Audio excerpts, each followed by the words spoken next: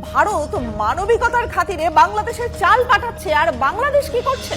ভারতের ক্ষতি করতে বিস্ফোরক বোঝাই জাহাজ আনাচ্ছে পাকিস্তান থেকে। আমরা কলকাতা, সেভেন সিস্টার, আগরতলা সবকিছু নিয়ে টান দেব। পাকিস্তানের করাচি থেকে বিস্ফোরক ও অস্ত্র বোঝাই জাহাজ চট্টগ্রামে পৌঁছানোর অভিযোগ দুদিন আগেই উঠেছিল।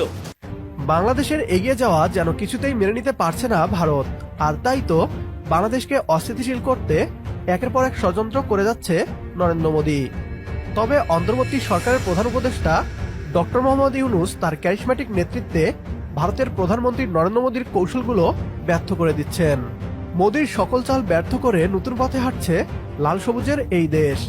বাংলাদেশে ভারতের দাদাগিরি অব্যাহত রাখতে মোদীর সকল অপচেষ্টা মুখ থুবড়ে পড়েছে। অন্যদিকে ভারতীয় আধিপত্য থেকে বেরিয়ে বাংলাদেশ সম্পর্ক বৃদ্ধি করছে চীন, পাকিস্তান, জাপান ও কাতারের মতো দেশগুলোর সাথে। সমৃদ্ধ করা হচ্ছে বাংলাদেশের অর্থনীতি, বাণিজ্য ও সামরিক খাত, যা রাতের ঘুম কেড়ে নিয়েছে ভারতের। ডক্টর মোহাম্মদ ইউনূসের কূটনৈতিক কৌশলে বাংলাদেশ হচ্ছে ভারতীয় আধিপত্যমুক্ত। ভারত ও পাক বাংলাদেশ সম্পর্ক নিয়ে কি বলছে পশ্চিমবাংলার মিডিয়া, আসুন তা দেখি।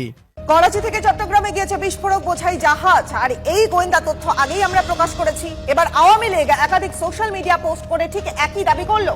পাকিস্তানি জাহাজে সেই বিস্ফোরক বোঝাই কন্টেনার নাকি বাংলাদেশের নৌসেনা তারা আটক করেছিল, পরে ছেড়েও দেয়। ভারত মানবিকতার খাতিরে বাংলাদেশের চাল পাঠাচ্ছে, আর বাংলাদেশ কি করছে? ভারতের ক্ষতি করতে বিস্ফোরক বোঝাই জাহাজ আনাচ্ছে পাকিস্তান থেকে। ভারতের হাত ধরে জন্ম 1971 সাল থেকে বাংলাদেশকে দাদার মতো আগলে রেখেছে ভারত। তারপরও সম্প্রতি পদ্মাপাড়ের কট্টরপন্থীরা গলা চড়িয়ে বলেছে 4 দিনের মধ্যে আমরা কলকাতা দখল করে নেব।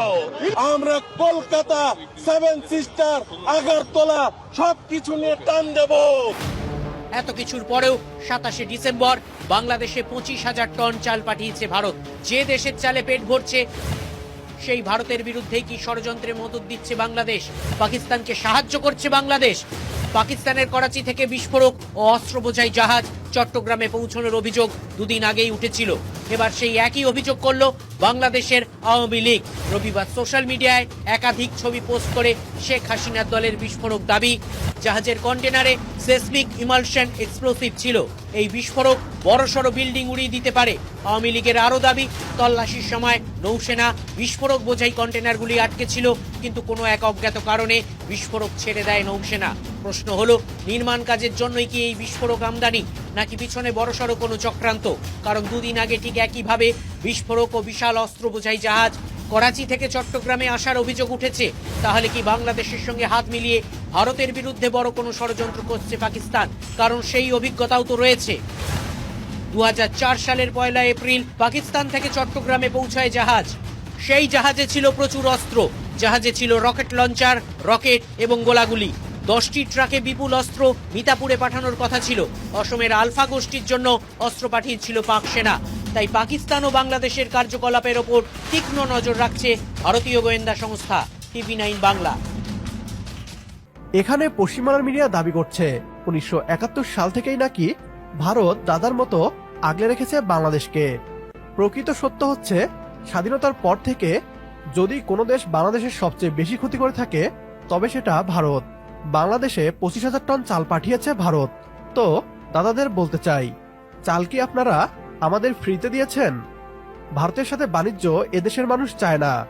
শুধু বাণিজ্যই নয়, বাংলাদেশের প্রায় 80% মানুষ চায় না ভারতের সাথে কোনো সম্পর্ক থাকুক। সবশেষে একটা কথাই বলতে চাই, আমরা কোনো দেশকে আক্রমণ করতে চক্রান্ত করি না। তবে কেউ বাংলাদেশকে নিয়ে ষড়যন্ত্র করলে তারাও